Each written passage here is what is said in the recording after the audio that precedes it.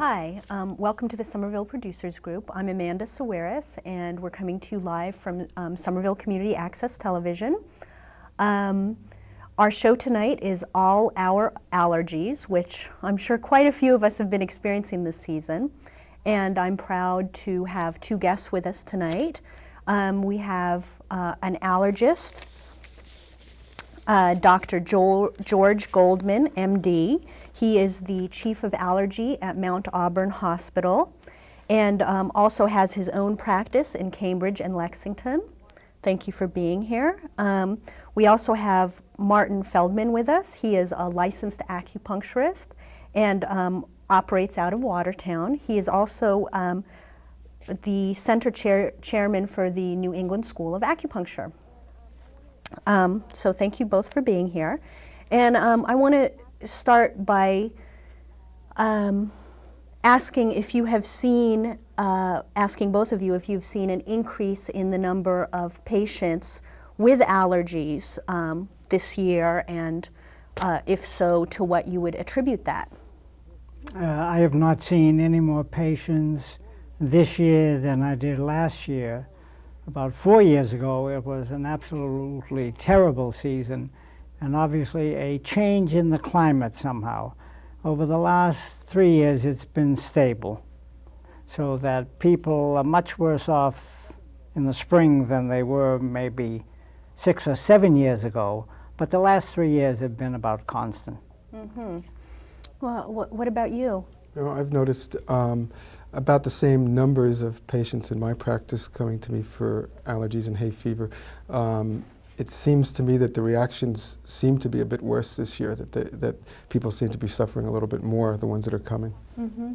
Well, maybe we can talk a little bit, for those people that aren't that familiar, about what it is that causes allergies, briefly what that response is, and some of the ways that one can begin to address that response. And then I'd like to go more into that, but especially because the two of you probably have different perspectives. You know, you have a Western medicine perspective, and then the Japanese acupuncture is, I think, a whole different system. So, so Dr. Goldman, can you talk a little bit about what the allergic response is in your viewpoint, and you know, how it's understood medically? People who develop allergy symptoms are programmed, probably at birth, to develop through their genetic structure symptoms that will then appear later on. Mm-hmm. When and how the patient responds to a particular allergen seems to be a unique system to that particular person. So the allergist sees people who are sneezing, wheezing, coughing, have shortness of breath, are itching, and are in great misery. Mm-hmm. Now, we have available for us now a great many pharmacological agents that were not present when I was in practice. And so we do a lot less immunizing, we call it immunotherapy, other people call it shots, than we did years ago, because our armamentarium of medication is vastly improved and vastly increased. Mm-hmm. So that is our main approach to the treatment of patients. Those patients who do not respond well to medication, who do not respond well to avoidance techniques for certain allergens, those are the people who then look forward to getting shots. Mm-hmm. Okay, so you see shots as a later type of later form option. Of treatment. Okay. And what's the viewpoint from the Japanese acupuncture? Well, from the acupuncture viewpoint, there's something very similar in that the way when an individual reacts and the way an individual reacts to the allergens are unique, and that's something that's very similar. We have different systems of looking at what makes somebody unique and what determines how people react. And in acupuncture terms, we're talking about a different energetic system in the body than that is recognized in Western medicine. Mm-hmm. And we're talking about a system of qi, or energy that runs and flows in the body through acupuncture meridians. And in each individual, Also somewhat determined by birth, but also determined by environment and the food you eat and the air that you breathe and such. Different people are going to react differently in the way their body responds in the energetic sense, so that certain acupuncture meridians may be prone to be weaker in certain individuals, and that would lead to very specific responses in a person to an allergen or to anything that might upset their energetic system at a time. And one thing that would upset it would be a lot of pollen, let's say, in this particular season. So different people would react differently to the pollen, and some would come down with an itchy eyes, stuffed nose type of syndrome, but other people would actually, it would get a lot worse and move into sinus infections and plugged ears, maybe even ear infections, and other people would go deeper and get into their lungs and cause really asthmatic conditions, and sometimes very bad ones where they end up in emergency rooms. And you can address that? Can an acupuncturist address the severity of there problems? There are two ways that we work at it. One is to rebalance the system, determine where the disharmony lies in this energetic meridian system in the person, but the other is to address the local symptoms that are going on also, and we are pretty capable of alleviating a lot of the symptoms. Okay, it seems, now you've both mentioned that there's some sort of a genetic programming or a unique situation. I think you used the word unique and you said genetic, which is also unique, I guess. And I'm wondering, why is it that your allergies only develop at a certain time?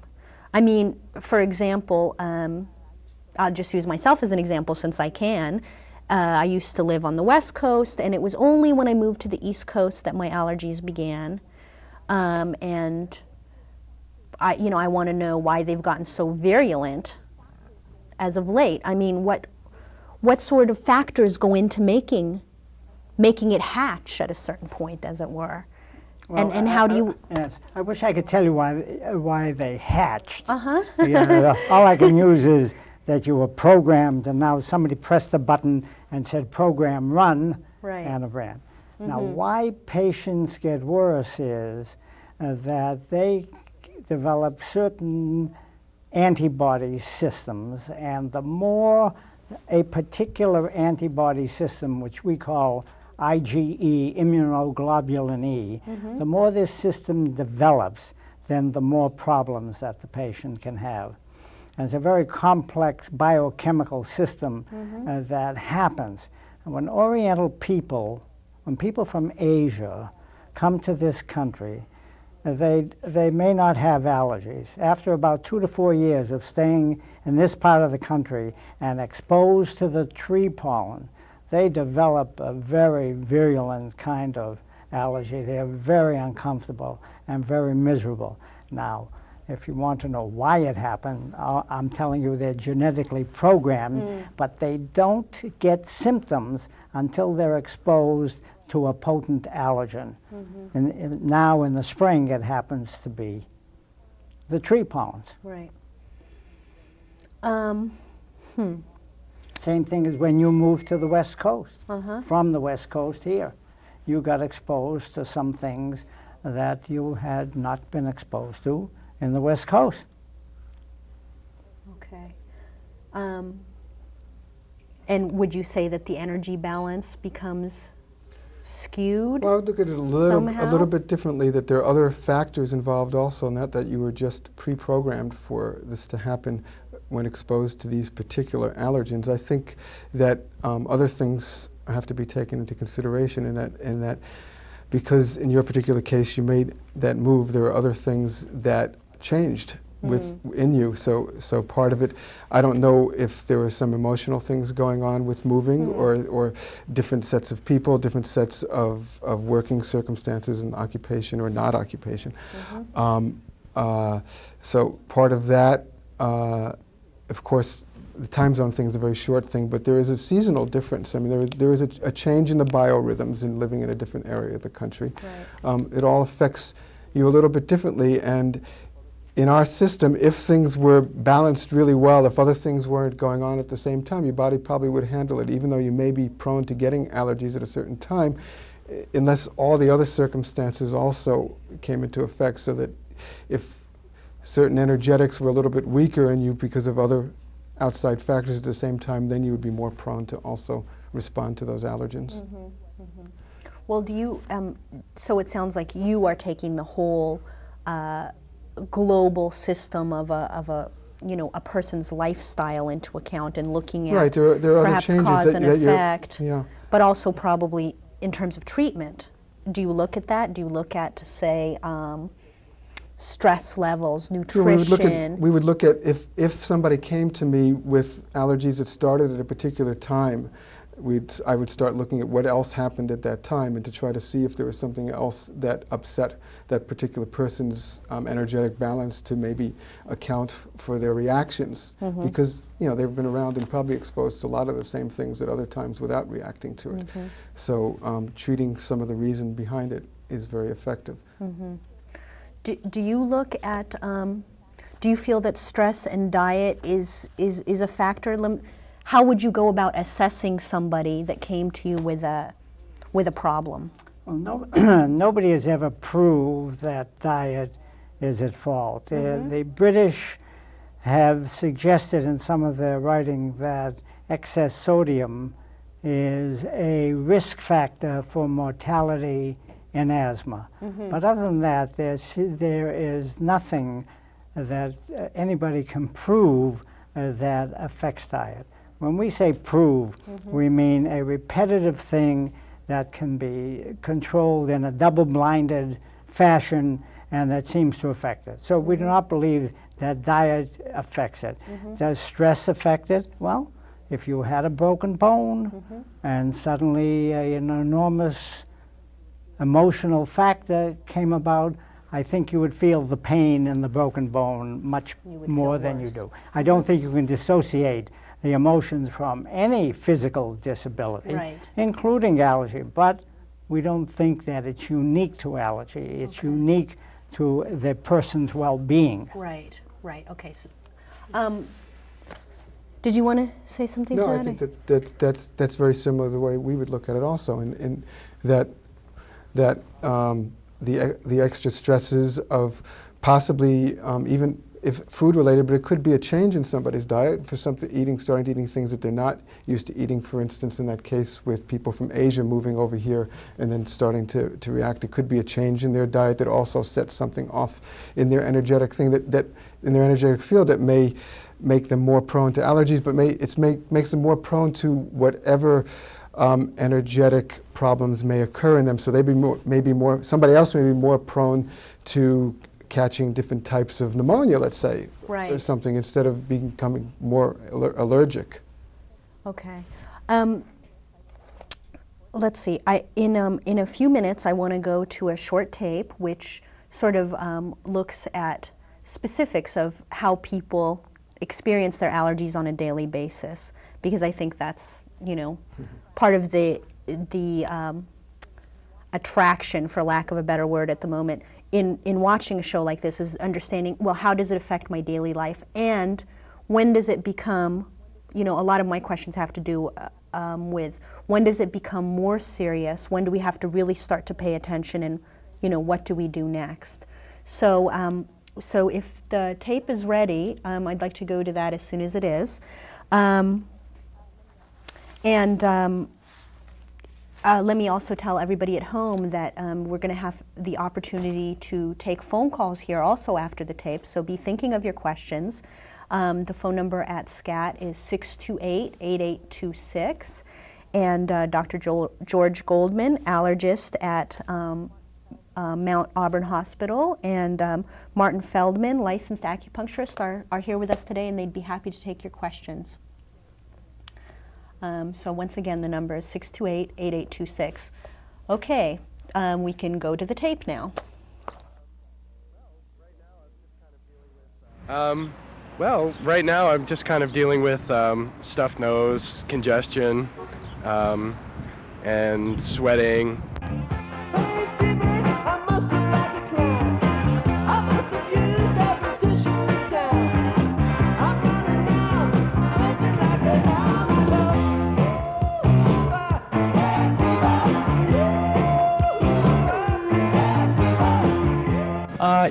Usually allergy medications build, or allergy symptoms build right after the frost starts ending in the spring.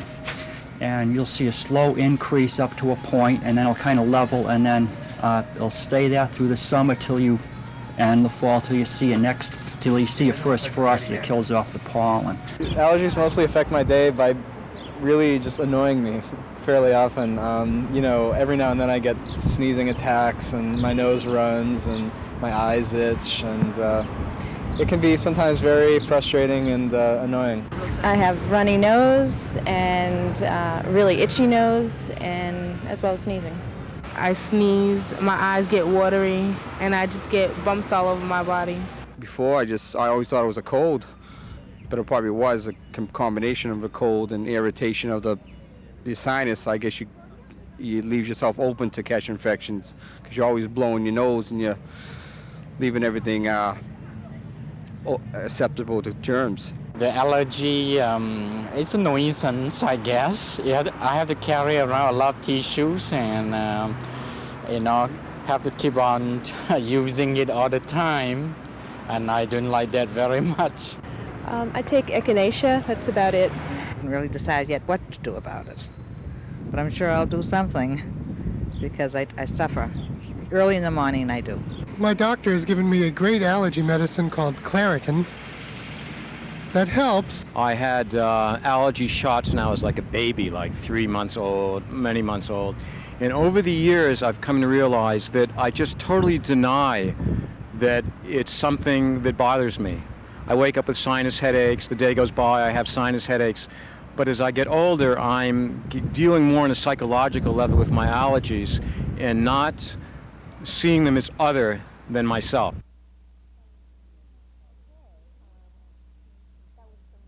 Okay, that was some real life people for you experiencing allergies on a daily basis.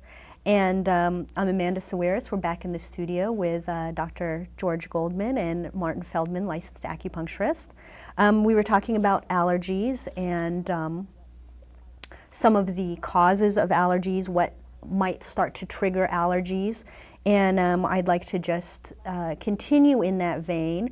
The last gentleman that we saw on the tape, this is a question that I have for you, Dr. Goldman, was saying that he had allergy shots at the age of 3 months, and that now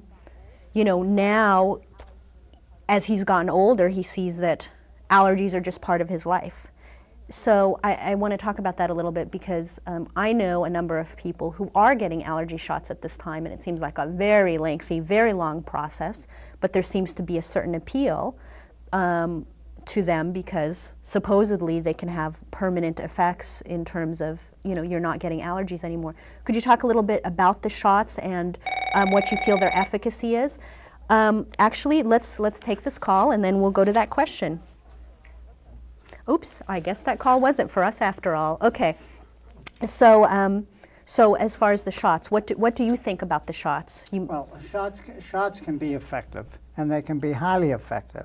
However, they are cumbersome. They take a long time before they become effective, and many people don't want to get involved in some kind of long-term program.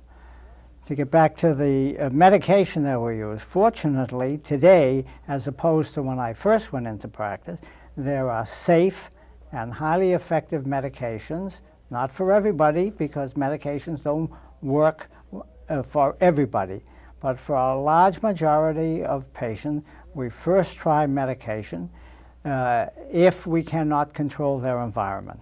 You can't control somebody's environment when patients want to go outdoors and play. That is a pollen circumstance. But if you have a cat and you're allergic to cat, you can think about getting rid of your cat. It never happens, Right. but you can think about it. Right. If you are allergic to house dust and house dust mites, there are ways of controlling that and reducing the exposure. If you're allergic to a food, you don't eat it. If you smoke, you should try to stop. And those kinds of measures can be effective. Then, if all those things are not effective and if your quality of life is destroyed, then we can talk about allergy shots. But you see them as a last resort. We see them as a tertiary form of treatment. Avoidance first, medication second, allergy shots third. Okay, great. We'll go to this call right now.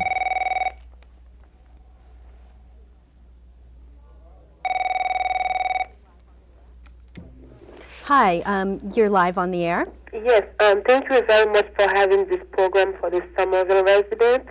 I have been living here for 14 years, and for the last 10 years, I have allergies.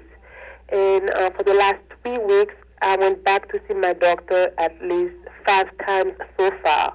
Since I have an abnormal kidney, they don't want to give me any kind of medicine, and I have been miserable. I sneeze a lot. I am coughing. I can't breathe at night. And I said to them today, I said, please do something. They said, well, you've been here 5 times already. We cannot give you any kind of medicine because of your kidney. Right. Let nature take care of it. So since the doctor's gone, I said, please, I'll do anything. So what is your question? What can you do? Is What can I do right now? Since they don't want to put me on any type of medication because of my abnormal kidney, Okay. is there anything else I can do? Okay, let's see if our guests can address that complex question. Okay. Okay. Dr. Goldman, do you have any Yes, comments on this? If the circumstances are appropriate, there are nasal sprays that the doctor may prescribe. Yes, it gives me Atrovent. It's ATROVENT 3 weeks ago. It helps for half an hour, Yes. and that's it. There are other nasal sprays such as Flonase or Nasacort or Rhinocort or Beckinase or Vancinase that have a different mechanism of action. And if they are appropriate for you, and I don't know all your medical circumstances, then those medications can be highly effective. Do they work for everybody? No. Do they work for a large number of people? They do. I see. Can I get them over the counter? No, you cannot. They are all prescription medication. I see. Well, I have to go back and see him tomorrow, and then we'll talk again about this. Thank you very much. I'm also going to ask the acupuncturist here what his perspective would be, because That would be great. there are alternatives. Sure. Right. That's a typical situation where people would end up coming to an acupuncturist because most people don't consider using us as first line, but only after they've tried other things. And a typical situation would be somebody who is sensitive to medications for various reasons and cannot use them, so they'll try the alternatives, and one of the alternatives they come to is acupuncture. And we've been able to be very successful with people. It's not something that can be harmful. It's not harmful at all. It's safe. It's effective. It's very. It's not painful at all. It's pretty painless, the acupuncture needles. They're very fine, little, thin needles.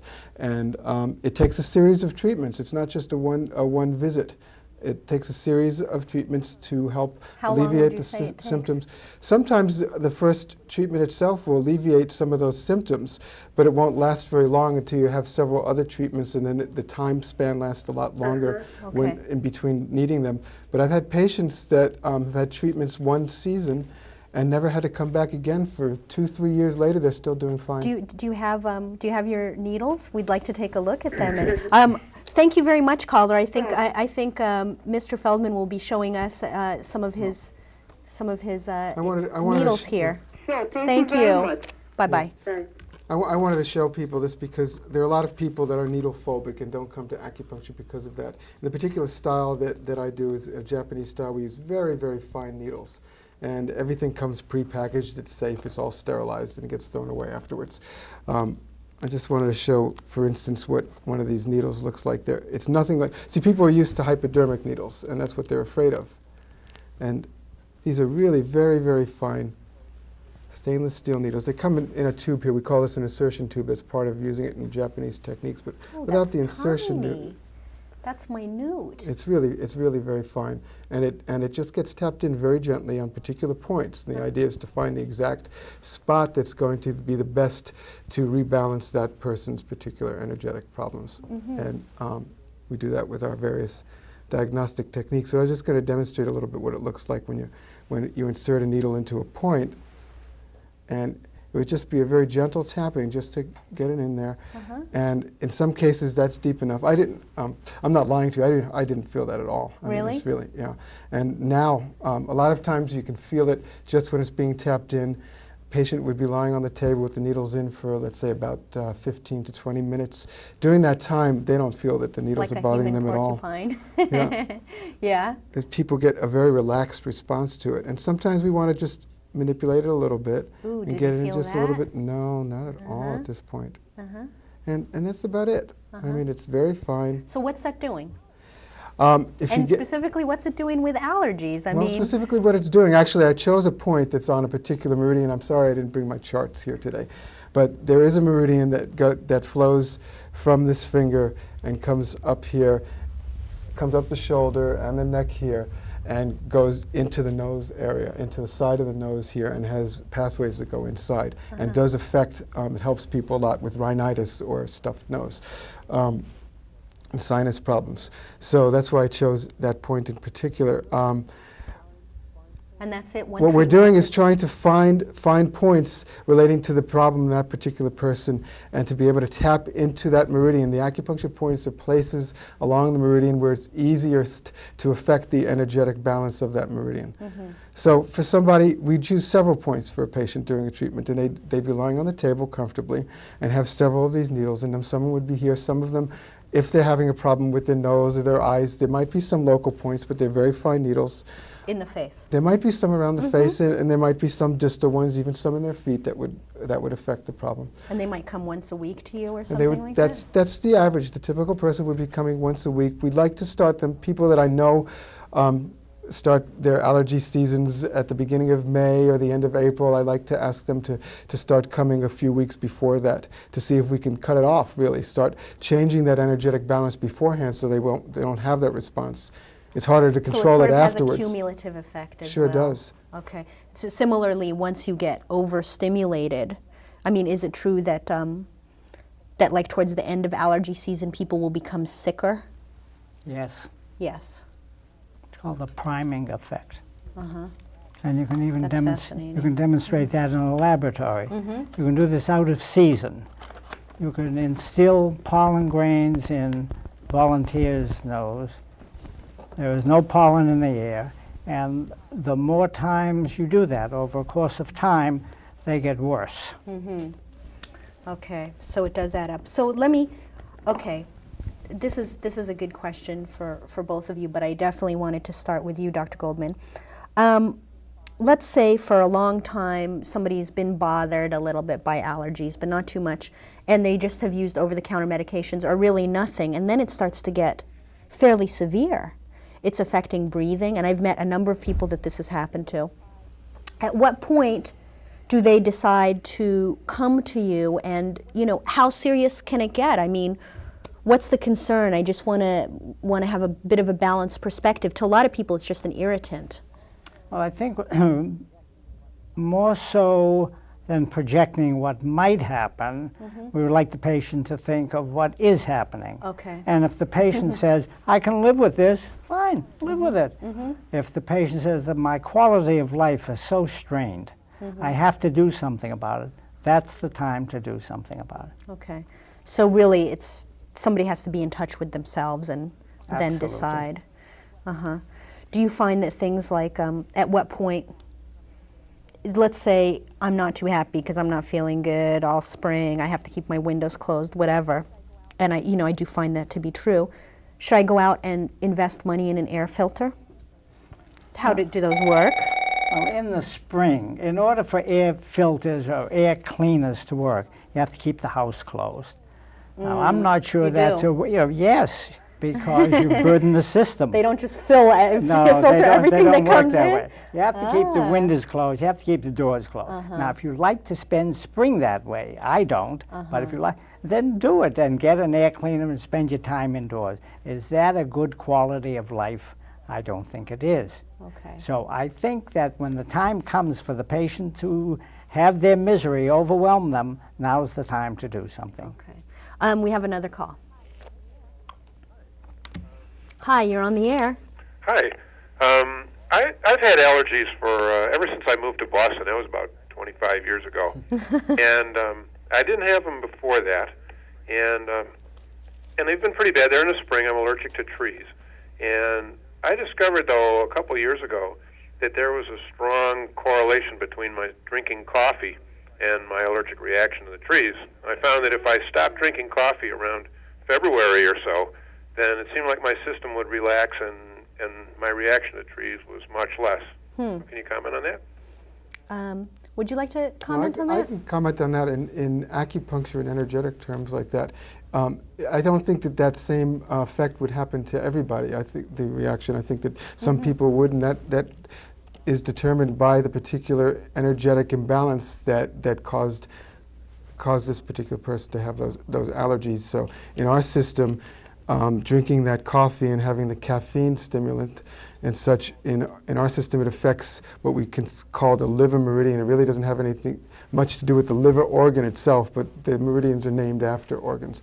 But in that particular case, if he was able to just stop drinking the coffee, and that made his energetic system a lot stronger, so he was able to handle the allergy season better. Okay. That's the way we would look upon it. Would you have any comments on that?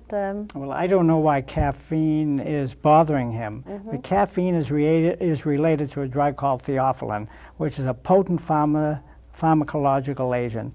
And perhaps he's having an untoward reaction to this, and he adds some allergy to it, and it gets worse. Other than that, I can't give a true scientific explanation of understanding the mechanism of action of caffeine. Right. I can't. Okay, that's a complex one.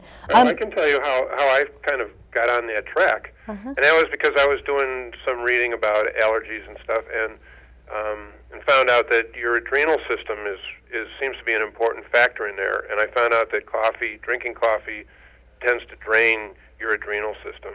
And so I made that connection, and I tried stopping the coffee, and that made a difference. Okay. Well, thank you very much, caller. Thank you.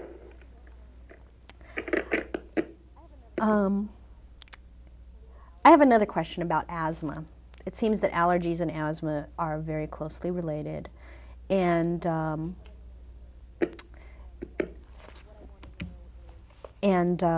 what I want to know is, how does asthma develop as a result of allergies? And once you have it, can you get rid of it? And is it related then to bronchial problems, to pneumonia, all of that stuff? Can you comment on that, Dr. Goldman? Yes. Some people who have allergies wind up having asthma. Some people who have asthma have absolutely never have an allergy. And then there is a mixed group. Some people have allergies, some people have asthma, but the two causes may not be necessarily related. So some people will take aspirin and have a terrible asthma attack. That's not a true allergy, but it's related somewhat to allergy.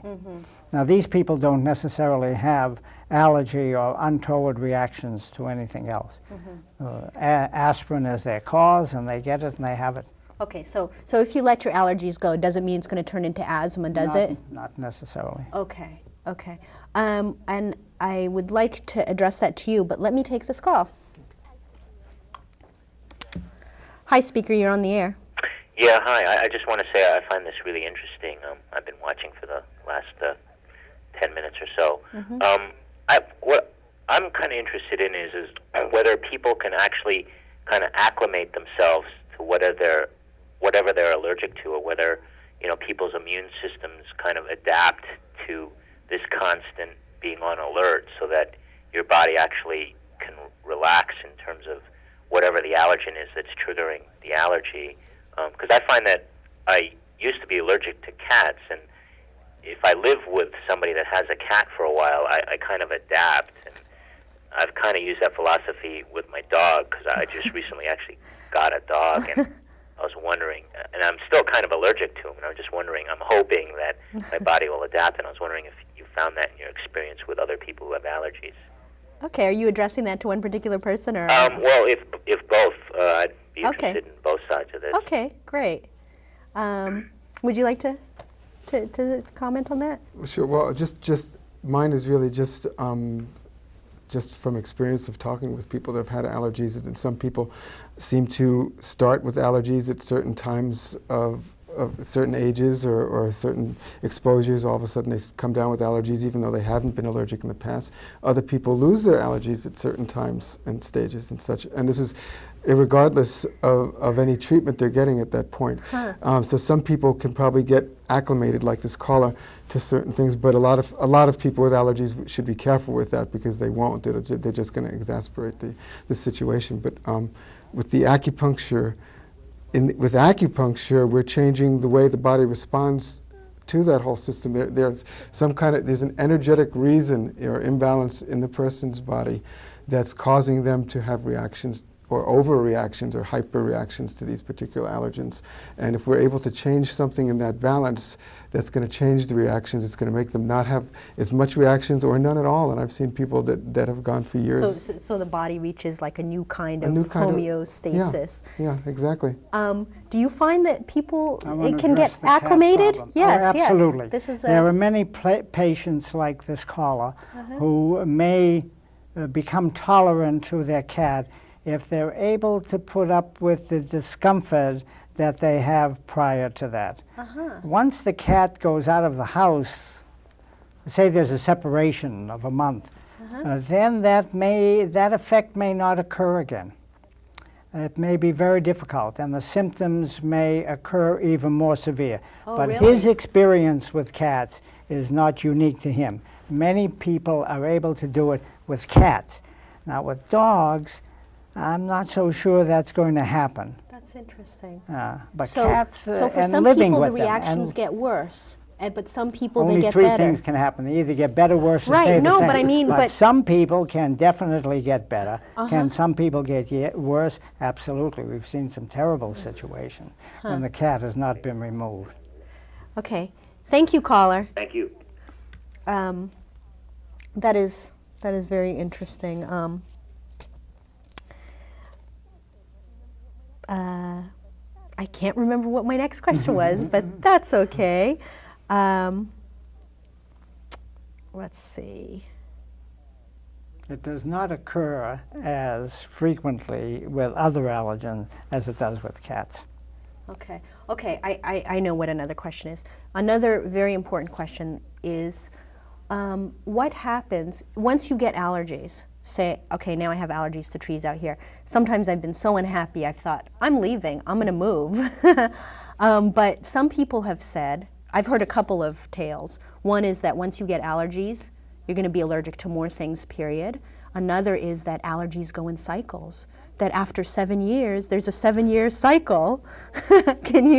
Is this baloney, or is there some merit to this? 7 is important for craps, and it's important for 7 days of the week, but it's not important for 7 years of cycle, because that may not occur. If you move to another part of the country and you're not exposed anymore, you may certainly get through the spring with no problem at all.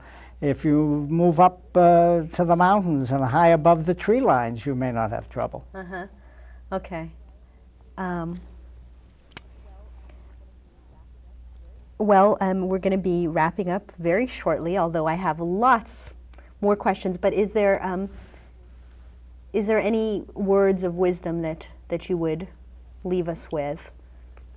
How about you, as far as daily living, and also if I want to begin to embark on a course of alternative treatment? I mean, it's really the individual's circumstance and what makes them uncomfortable and what's changing their quality of life and such. A lot of the people that have come to me, the reactions are bad enough that it starts disturbing their sleep, which starts disturbing their waking cycles and things like that.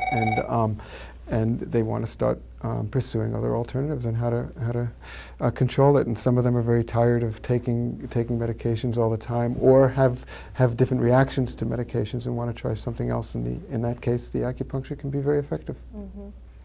Do you think that long-term medication use is an okay thing for years? Do some people have to keep taking them? We have medication that has been around a long time. It's safe. I've given some of this medication to my daughter-in-law when she was pregnant with my first grandson, and I know he turned out so handsome because of that. So yes, we have very safe medications that can be used for a long time. On a philosophical basis, we certainly like to interrupt medication if they can be interrupted periodically. If you say, why? I say that's a philosophy and not a fact. If one is on a course of immunotherapy at this time and has been for a while, I mean, can you give an idea of how long you think that that's going to take effect, and if you want to? Well, if there has been no response by the second year, the patient by the second year. Oh my goodness! Right?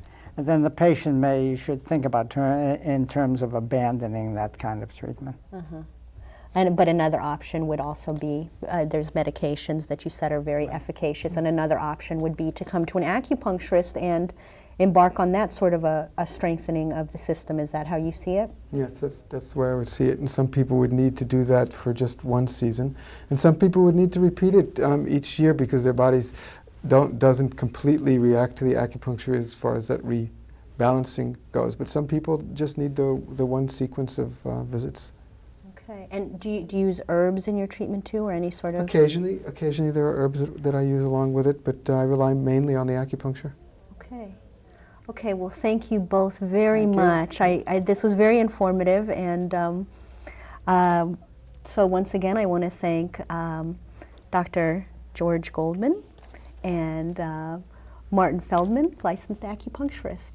Thank you, and stay tuned for the next installment of Somerville Producers Group. We're going to be looking at a 1995 retrospective.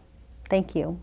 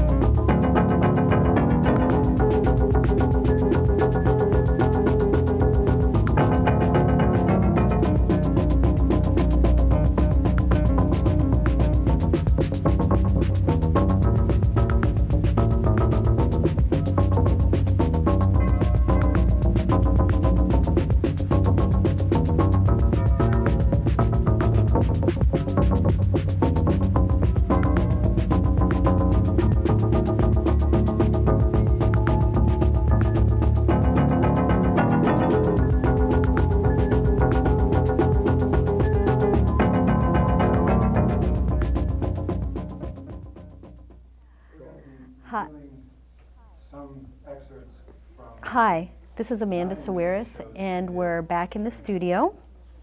I hope you were with us for All Our Allergies show. I wanted to spend a little bit of time talking about the group that I'm a part of, which is the Somerville Producers Group. We're a collective of producers, and the Somerville Producers Group has been is coming on its 22nd year of doing shows every other week. Our show's called Dead Air Live, and we have shows on a variety of topics. We have political shows, health alternatives, art shows, variety shows, basically anything that any of our members want to come up with. And I want to take this time to plug our group and urge all you erstwhile producers out there in Somerville to join us and put your ideas to making TV, not just watching it. You can contact us at any time at 625-8061 and talk to us about membership in the group. What I'm going to do right now is I'm going to show you a little tape. Basically, we have a number of different members who are introducing their shows for 1995, so you can see the variety of shows that we did and an example of the topics that we've covered. And so we can go to that tape now. It's the members of our group introducing film clips from 1995. 4. Hi, you're watching Dead Air Live. Tonight we're calling the show Cyberville, and we're going to discuss issues relevant to computers and home computers and beyond. Welcome to Dead Air Live. My name's Denise Taylor, and I'll be hosting this evening's show. Our guest tonight is respected historian and writer Howard Zinn. He has filled many roles throughout his long career. He has been an author, an educator, an activist, and an artist. Tonight's show is called Long Live Public Broadcasting, and I hope I can continue to say that because the Corporation for Public Broadcasting is in danger of losing its federal funding. Tonight is Bobby Watson's Losing Jaw show. So we won't be moving our mouth right now, which is somehow quite appropriate. Tonight's show is about Sandpoint Beach. Sandpoint Beach is where I grew up. This show has been entitled What's the Frequency, Larry? And oh my, what happened? I'm surrounded by waterfalls. How strange. The show tonight is called Farewell to Winter. I'm joined by Paul Leonard. Paul is also on another show here in Somerville. He's co-host on a show called The Barry Mackerel Show, but Paul is joining us tonight. Hi, I'm Gary Melman. I'm hosting tonight's show, An Evening of Early Music.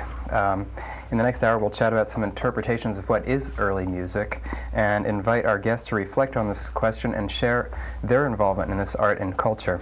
The title of today's show is Fighting for the TV You Want.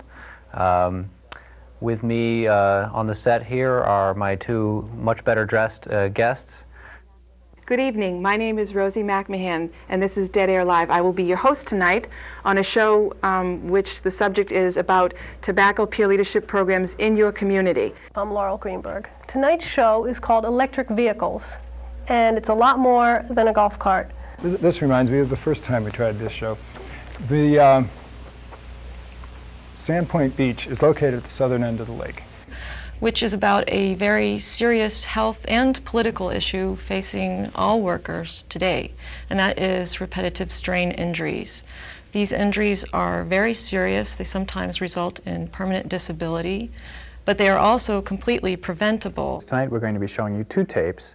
One talking about violence at the several hundred years ago when this country was first well, even before it was founded, when the continent was first discovered by the Europeans. And then the second tape will be talking about violence, much more contemporary setting in Boston. Hi, we're live here at SCAT in Cyberville 2.0.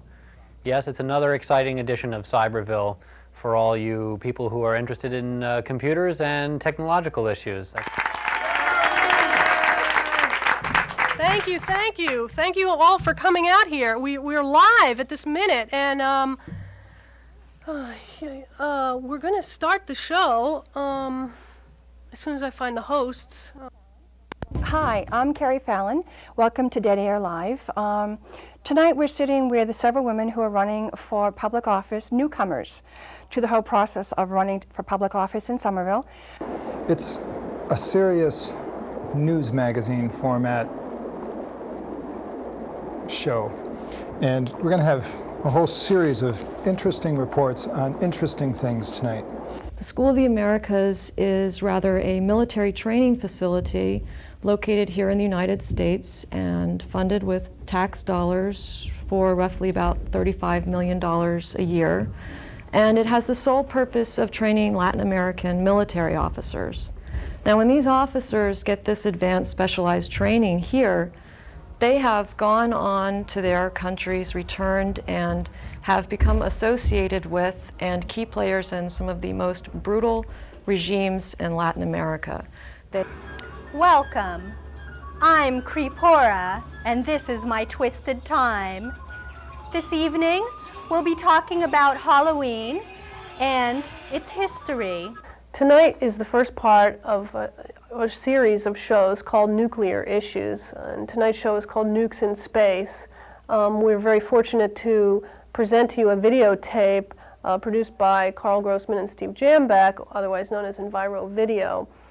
My name is Mario Santiago, and this is the Grupo Gitano. I want to introduce my friends we're bringing you this music this evening. This is my friend Javier and Dennis. They both come from Lima, Peru.